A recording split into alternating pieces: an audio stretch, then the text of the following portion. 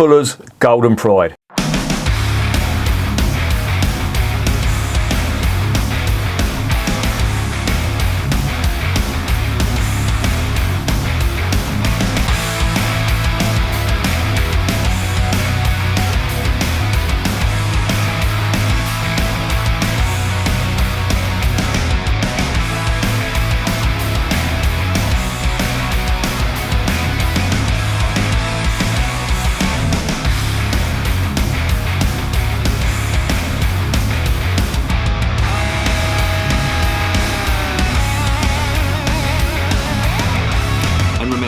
Life is too short to be drinking shitty beer.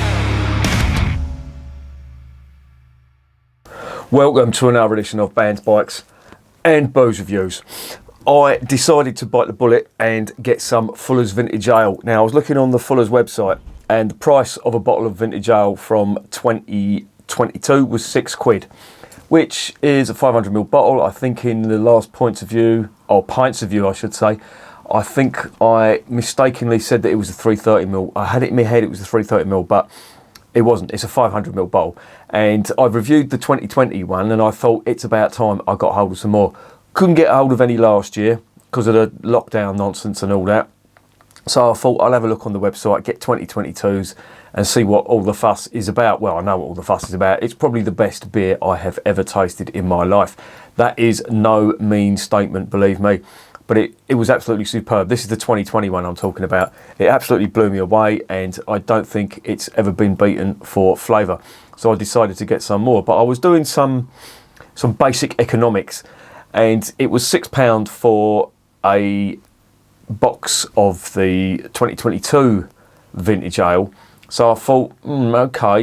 And then I looked and they do a hamper for £38 and you get various Fuller's beers, all the best ones in there. I think you get an ESB, you get this stuff here, the Golden Pride, you get the 1845, you get 2 bottles of Vintage Ale. Now one of them I'm going to review, that's the 2022 one. You also get a 2021 bottle, which I'm going to give to my mate Norby when he comes over in December. He's bringing me over a load of German beer, so I think it's only right that I try and fly the flag for the United Kingdom when it comes to beer, because we have this little pact. He brings over a load of German beer and I give him what I consider to be the best of the British beer, and he has definitely taken a liking to the Orkney Brewery stuff, so I'll be trying to get hold of some of that, and also the Tint Meadow stuff as well. That never lasts long when it's around me, so I'll have to get that nearer the time, because if I know there's some Tint Meadow sitting in the house, it's going to be gone, believe me. Anyway, enough on that. But just be wary, there are going to be some Fuller's videos coming up very shortly. There will also be a comparison. There was a recent review that I did on the Fuller's London Porter, and I really wanted to compare it to the Black Cab Stout. Lucky enough, in this hamper, you get a bottle of both. Is it that way or that way? I don't know. But you get both. So I'm going to do a head-to-head on them, because I was wondering on the London Porter review which was the better one. I will give you an answer of what my opinion is the better beer. Anyway, let's not talk about that, but let's talk about this. Golden Pride. Now, this is a revisiting video. I reviewed this stuff more or less when I first started reviewing beer about, it must be nearly 2.5 years ago now, and I do recall that it was being a little bit, I don't know, a little bit too sugary, too alcohol infused, if you know what I mean. But now that my palate has adjusted and I can compare it to other beers, I wanted to review this one again, because I think I gave it a bit of a raw deal the first time around. So, and I'm always willing to do revisiting videos because I want to see how my palate has changed, and I want to give you my opinion, an up-to-date opinion on what I think the beer is like. Now, this really does look good on paper. It is very much in the style of a barley wine, old ale. Maybe not as strong as your average barley wine, but it's up there. It's 8.5. It's what they call it, superior strength ale. Well, that encompasses a lot of things, doesn't it? But the way I look at it, I sort of get it as being an old ale stroke barley wine. The two are quite similar. They're quite high ABV, quite malt forward, and quite strong on the ethanol flavours. Now, if you've ever tasted a Belgian double or even a quadruple, that's going to give you an indication of what a barley wine is like if you haven't tried a barley wine before. I'm always wary about stuff that's got the word wine in it. Wine. Romantic. Wine. I'm not a hairdresser living up in Dublin. Wine. You know my opinions on wine. Fuck that shit. But there you go. The brew sheet on this is quite good, but I'll get onto that in the next section. Do I really need to go over the history of Fuller's? They was founded in 1845. They were brewing before under different, I wouldn't say circumstances, but there was different partners and stuff like that. But they were brewing in the Griffin Brewery, which is based in Chiswick. I've been there. I've done a brewery tour. Thinking about doing another one actually. I should go down there and maybe I can put them on the spot and ask them has any of their recipes changed, particularly the London Pride recipe. Whether I'll get a straight answer or not, I don't know. But I'm determined to find out, and I'm determined to let you know, because a lot of people are saying that it's changed, and people are saying it hasn't. The jury's out for me. I can't really give you a definite answer, either by speaking to Fuller's directly or by doing a head-to-head with the old stuff. So I don't think I'm going to get hold of any of the old stuff now, so I think it's going to have to be a conversation with Fuller's. Now, this has all come about after the takeover by Asahi, which cost Asahi £250 million, which, when you think about it, is not a bad deal for them, because they just get the drinks brands and stuff like that. They don't get the pubs. The Fuller's pubs are still run by Fuller Smith and Turner. That's the original name of the brewery. But the drinks, the brewing, that was sold to Asahi, and they thankfully agreed to continue brewing. That would have been a real shame. If Fuller's had have closed down, I don't know what I'd done. I would have had to go into mourning, because London Pride is one of my favourite beers, and it's a London brewery, and I'm from London, and it's part of our local history. So that for me would be an absolute tragedy. So far Asahi have done the right thing and allowed them to keep brewing, which I think is great. Anyway, let's get on to the next section.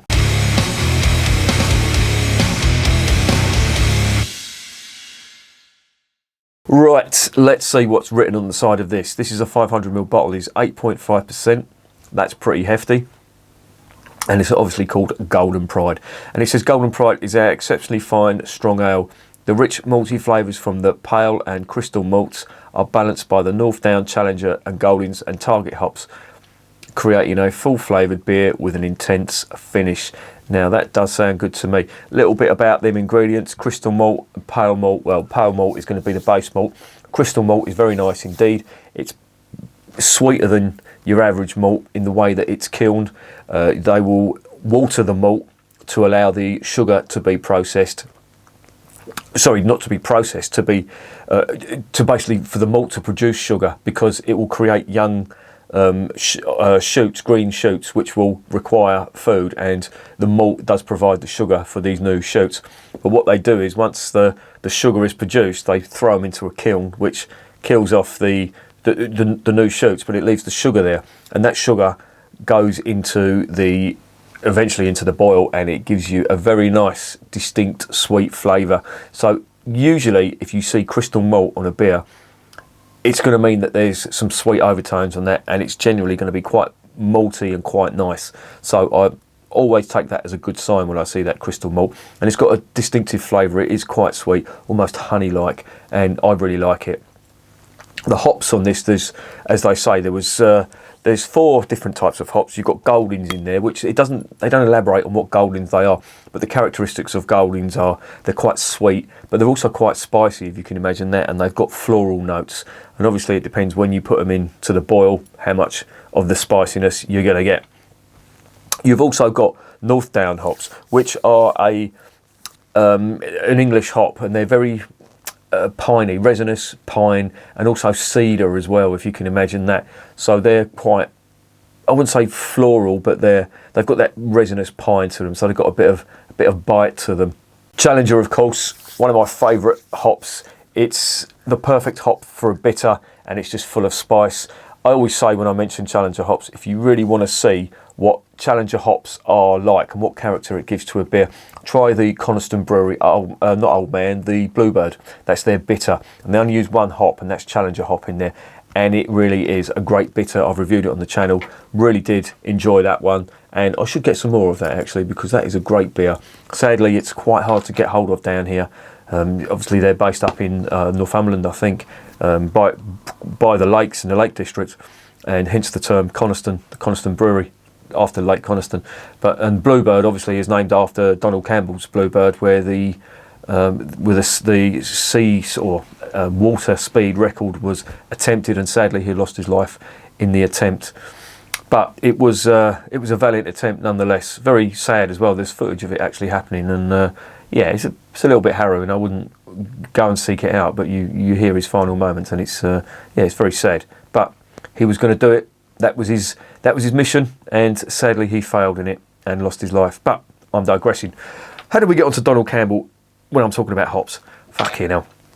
And the final hop that's in here, of course, is Target hops, which again is another great English hop, and it's got a sage-like quality to it. So if you've ever had stuffing, but obviously before the stuffing is made, you've got that nice sage flavour that you get from stuffing. It's got all of that in there as well, and there's a little bit of citrus and spice on there too. So that is a really interesting combination of them 4 hops, and from memory, it does make for quite an interesting beer.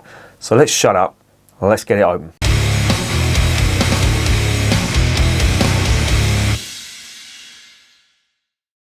Now, I do recall, as I say, when I reviewed this previously, I give it a bit of a low mark and said I didn't like it. I said there was too much ethanol in there, and wow,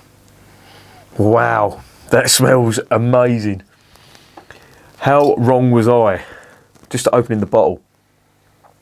Oh, that smells fucking heavenly.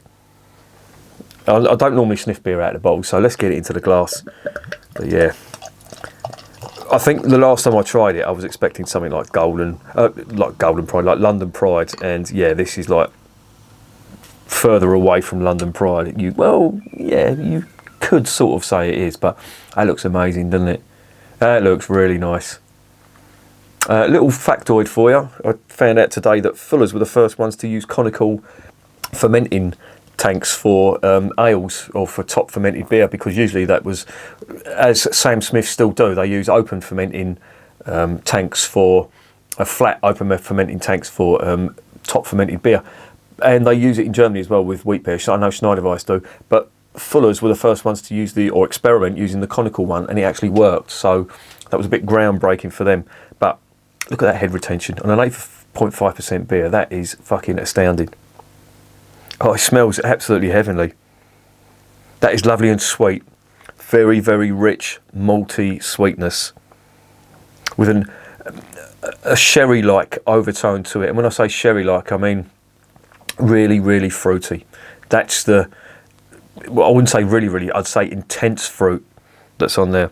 It's just huge. It's like dark forest fruits like black cherry, damson, that kind of thing.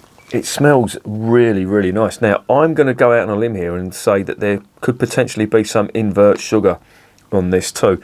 You do get some of the sugar from the crystal malt in there, but oh, that just smells amazing.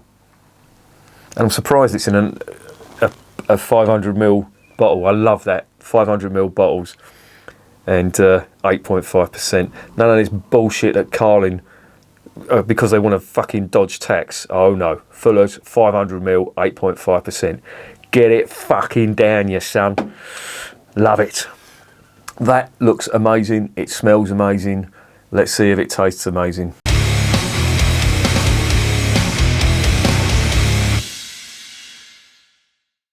Your good health.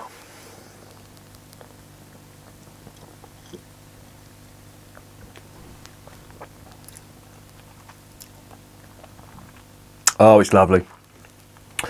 Oh, that is, wow. The finish.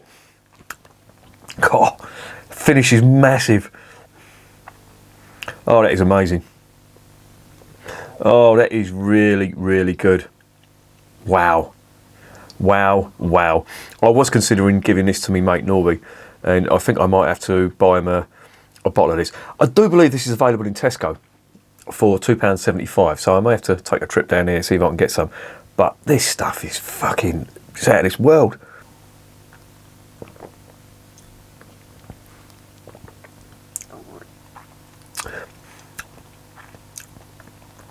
Right, there's really intense malt and fruit on that. Despite all the hops that I've just listed, this is very, very malt forward, and it's got huge fruit. I can't emphasize how big the fruit is.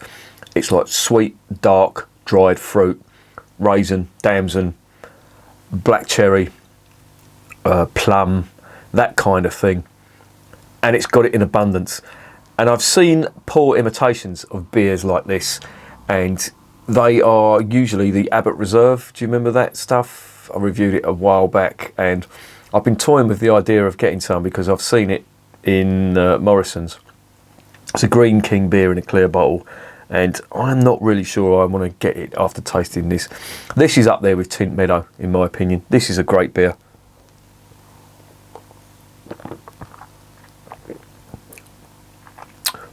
Oh, it's lovely, and it's quite reminiscent of that stuff. The Burton Strong Ale, that was a 6% beer, and that was really nice as well. It only contained one hop, an American hop, and I was very wary about it. But Jesus Christ, that really surprised me. This is better, believe me, it really is, and it's on a par with that Tint Meadow stuff because the flavour on this is so intense, or should I say the flavours. It's just huge. The aroma before you even drink it, that's just a huge sweet fruit. And then on the palate,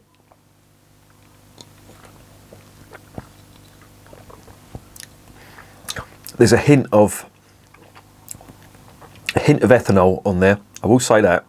Not big, but it's there. It doesn't really warm as it goes down like a lot of the Belgian doubles and quadruples do. So it's not that intense, but it is there.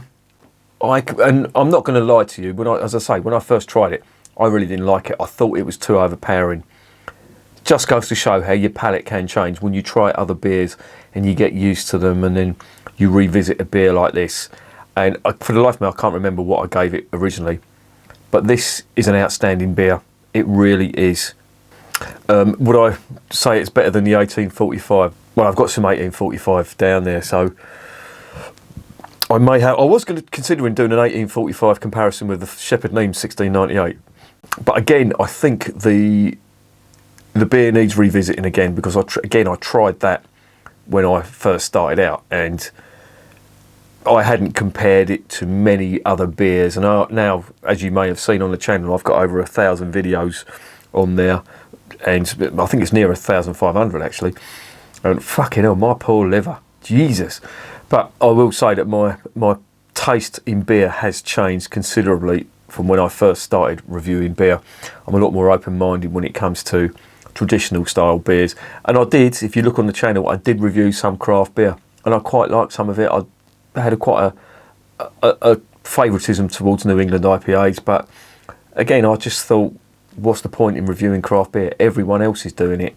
Let's just stick to the traditional stuff, which not too many people are doing, and in fact a lot of people are avoiding.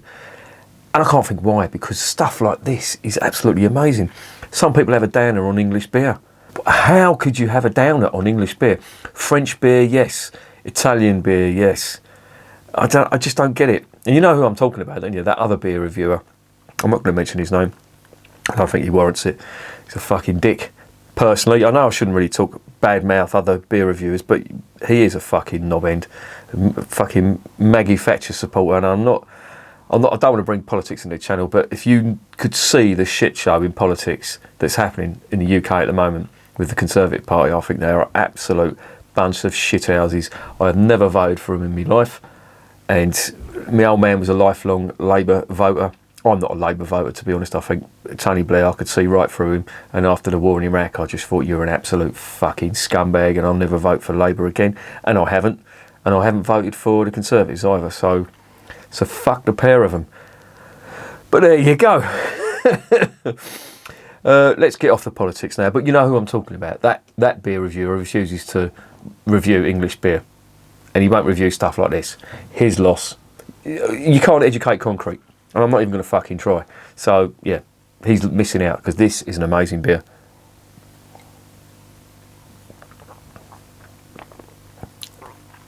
Oh, it's lovely.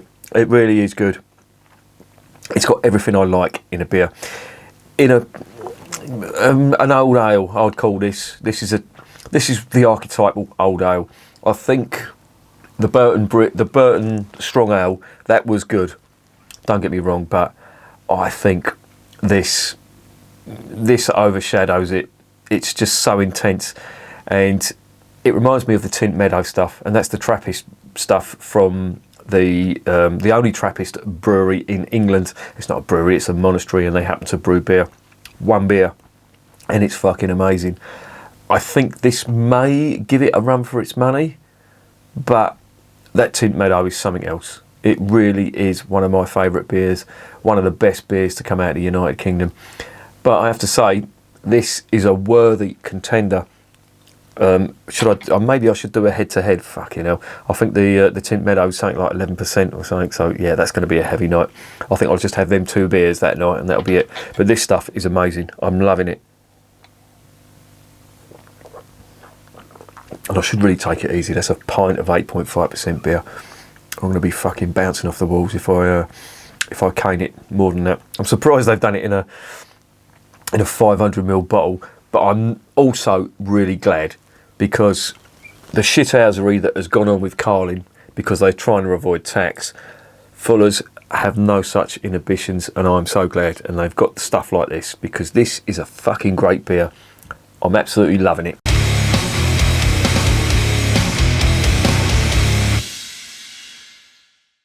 So what is the verdict on Fuller's Pride? Well, here is a prime example of how your tastes will change if you try other beers, and you really do open your mind up to trying some real strong beers. A lot of people would probably say, and again, I don't want to come across as a beer snob, and I don't want to come across as someone who's saying, oh, look at me, I know all about beer. I don't. I'm not an expert. I don't claim to be an expert. I have an opinion on beer, which I will give you, and in my opinion, this is a great beer. In fact, it's more than a great beer, it's an outstanding beer. When I originally tried it, I thought it was a bit too intense. The ethanol I thought was big on it.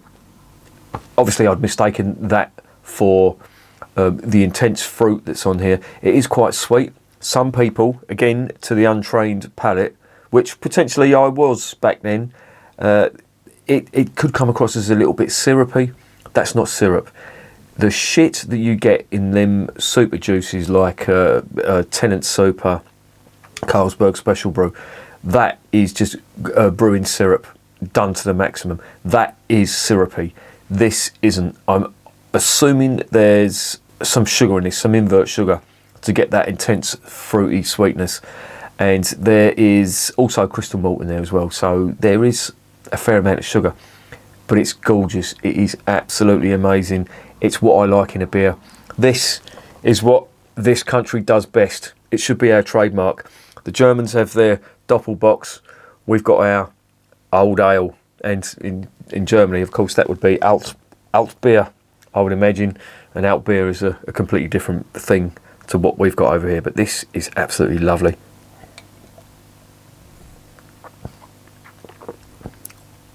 I will say one thing. You can't session it. It's not one of them beers. This is a beer to savour, and again, I'm not knocking it, so don't take this as me having a go at Fuller's. I do question why they put it in a 500ml bottle, though.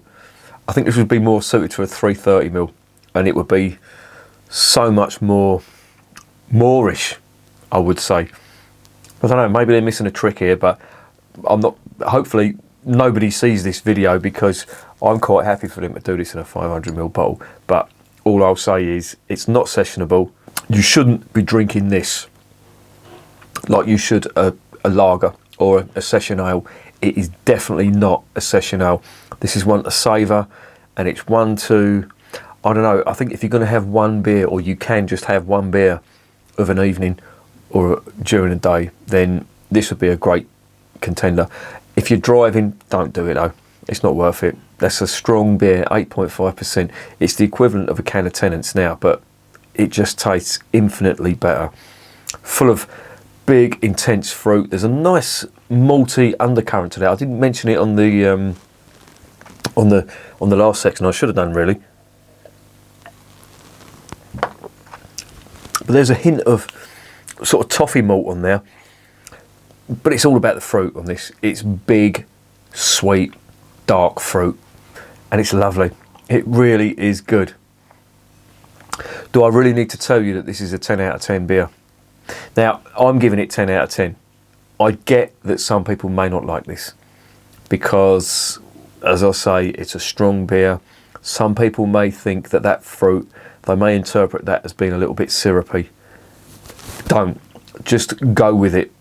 And if you're a fan of Belgian doubles, if you're a fan of Belgian quadruples, and you're a fan of Tint Meadow, you're going to love that. That is a great beer. But, as I say, go easy. This is not for the faint-hearted. It is a strong beer. It's 8.5% and there's 500ml in there. So just take it easy. So I am going to sit and savour that, and I'm really going to enjoy it. I'll probably get me mate Norby. He doesn't like Doppelbocks. He says Doppelbocks, he calls them good night beers. I love Doppelbocks. I could drink Doppelbocks all night. I would probably get arrested, or you wouldn't get any sense out of me, and I would probably end up doing something stupid if I drank Doppelbocks all night, as you would do with this. So if you do want to buy some of this, I think they do it in Tesco. It's $2.75 a bottle. Fucking bargain, right? Try some and let me know what you think. You've probably already tried some of that stuff before, but this is an amazing beer. It really is good, and for me, that is a 10 out of 10 beer. It's what this country does best. It's in the style of a barley wine / old ale, and they do it perfectly. I think it's great. And as I say, if you like Tint Meadow, you're going to like that. It's very much in that kind of, I would say, bordering on the Belgian style, but uniquely British. And I love it. That's a 10 out of 10 all day long. Another absolute winner from Fuller's, one of my favourite breweries. Not because I'm from London and they're from London as well, but they genuinely are a great brewer. I love Adnams Brewery as well, and they're from Suffolk. I always get bollocked for saying they're from Norfolk. They're not. They're from Suffolk, and yeah, I really do like them as well. So I'm not partisan because they come from London. They're just a great brewer. I love Fuller's. Everything they do, I'm thinking now. I'm trying to think of a bad beer they do. I'll tell you what I have got. I've got one of their lagers, and again, I'm of the opinion that the English can't brew a decent lager. Maybe Fuller's will change my mind. I've got some of that. May review that next, so keep your eye open for that. But for now, that is 10 out of 10. That is definitely recommended. If you're in the UK, certainly down south, I think you can get this in Tesco's. If you're up north and you want to try some of this, I urge you to try and get hold of some either online somewhere or go direct to the brewery. I'm not sponsored by Fuller's. I've got no ties with any brewery, or nobody gives me any money, nobody gives me any free beer apart from Skunk Central when they're feeling guilty because they haven't ordered in my Budvar. Order one of them hampers for 38 quid if you can afford it. I know people are skint at the moment, but if you can afford it, get one of them 38 quid hampers. There's some fucking fantastic beers in there from London, and it's what this country does best. And for those of you, them beer reviewers who won't review English beer, fuck you, pal. And remember, beer is working class champagne.